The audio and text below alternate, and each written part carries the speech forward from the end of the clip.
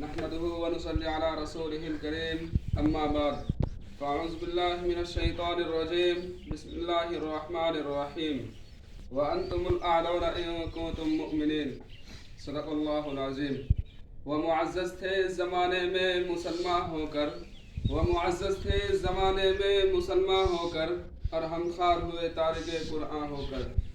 محترم بزرگوں اور دوستو، آج میری گفتگو کا موضوع مسلمانوں کی تباہی اور اس کا علاج ہے.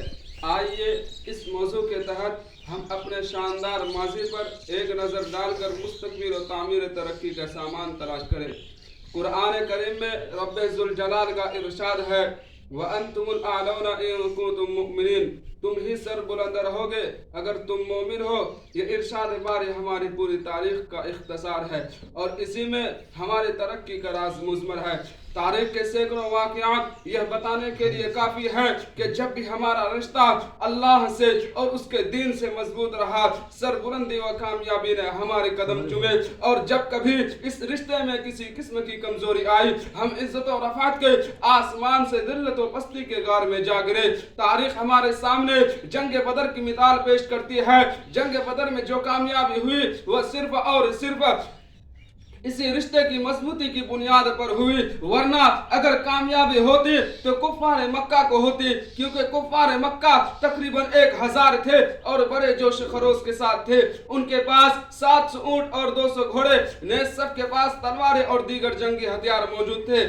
الغرض جنگ کے اندر جتنے اسباب اور جتنی چیزوں کی ضرورت پڑتی ہے وہ سب کفار مکہ کو حاصل تھی، مگر جب لڑائی شروع ہوتی ہے تو کفار مکہ گاجر مولی کی طرح کاٹے جاتے ہیں. اور کفار مکہ کا سب سے بڑا سردار ابو جہل 2 بچوں معاذ اور معوذ کے ذریعے مارا جاتا ہے، اور عبداللہ بن مسعود رضی اللہ عنہ ابو جہل کا سر قلم کرتے ہیں. مسلمانوں، آپ جانتے ہیں کہ عبداللہ بن مسعود رضی اللہ عنہ کون ہے؟ یہ وہی ہیں جن کو مکہ کے صحن میں اسی ابو جہل نے مارتے مارتے بے ہوش کر دیا تھا. آج میدان جنگ کے اندر وہی عبداللہ بن مسعود رضی اللہ عنہ ابو جہل کا سر قلم کرتے ہیں. امیہ بن خلف ابو جہل کے بعد کفار مکہ کا سب سے بڑا سردار سمجھا جاتا تھا، لیکن اپنے ساتھیوں کو اس طرح تحقیق ہوتے دیکھ کر گھبرایا اور میدان جنگ چھوڑ کر مکہ کی طرف بھاگ پڑا. حضرت بلال حبشی رضی اللہ عنہ اس کے پیچھے بھاگے اور قریب پہنچ گئے. امیہ بن خلف گھبرا کر گھوڑے سے نیچے گر جاتا ہے، پیٹ کے بل لیٹ جاتا ہے اور شور مچاتا ہے، معافی مانگتا ہے، امن چاہتا ہے. لیکن بلال حبشی رضی اللہ عنہ اس کے پیٹ پر نیچے سے تلوار چلا دیتے ہیں اور اس کو جہنم رسید کر دیتے ہیں. اسلام کے نوجوانوں، جانتے ہو یہ بلال حبشی رضی اللہ عنہ کون ہے؟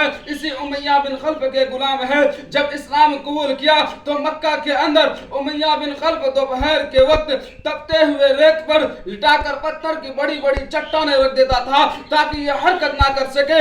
رات کو زنجیروں میں باندھ کر کوڑے لگاتا، اگلے دن ان کو گرم زمین پر لٹا کر اور زیادہ زخمی کیا جاتا کہ تکلیف سے بے قابو ہو کر اسلام سے پھر جائے یا یوں ہی تڑپ تڑپ کر مر جائے. پیروں میں رسی باندھ کر مکہ کی گلیوں میں گھسیٹا جاتا ہے. طرح طرح کی اذیتیں اور تکالیف پہنچائی جاتی ہے، یہاں تک کہ تکالیف دینے والے تھک جاتے ہیں، اکتا جاتے ہیں. کبھی امیہ بن خلف کا نمبر آتا ہے تو کبھی اوروں کا نمبر آتا ہے. آج میدان جنگ کے اندر وہی غلام اپنے آقا و مالک یعنی امیہ بن خلف کو قتل کرنے کے لیے دوڑ رہے ہیں، اور امیہ بن خلف میدان جنگ چھوڑ کر بھاگ رہا ہے. مسلمانوں اسی طرح دوسرے کفار مکہ اپنے ساتھیوں کو مقتول ہوتے دیکھ کر میدان جنگ چھوڑ کر بھاگنے لگے، اور مسلمانوں کو ایسی فتح ہوئی کہ جس کو تاریخ فراموش نہیں کر سکتی. لیکن افسوس، صد افسوس، آج جہاں دیکھیے، جس طرف دیکھیے، وہی مسلمان خوفناک طوفان میں گھرے ہوئے نظر آتے ہیں. کہیں مسلمانوں کی آبرو کو پامال کیا جا رہا ہے، کہیں مسلمان غلامانہ زندگی بسر کر رہے ہیں. میرے محترم بزرگوں اور دوستوں، آپ دور نہ جائے، خود اپنے ملک کو دیکھیے کہ آج ہمارے ساتھ کیا نہیں کیا جا رہا ہے. کون سے ایسے مظالم ہیں جن کو ہم برداشت نہیں کر رہے ہیں.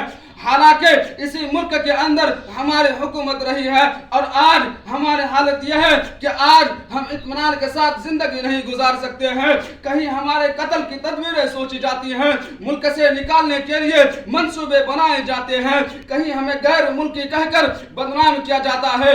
مسلمانوں, آج کیوں ہماری حالت ایسی ہو گئی؟ مسلمانوں, حقیقت یہ ہے کہ ہم نے اللہ کی وآخر دعوانا الحمدللہ رب العالمین.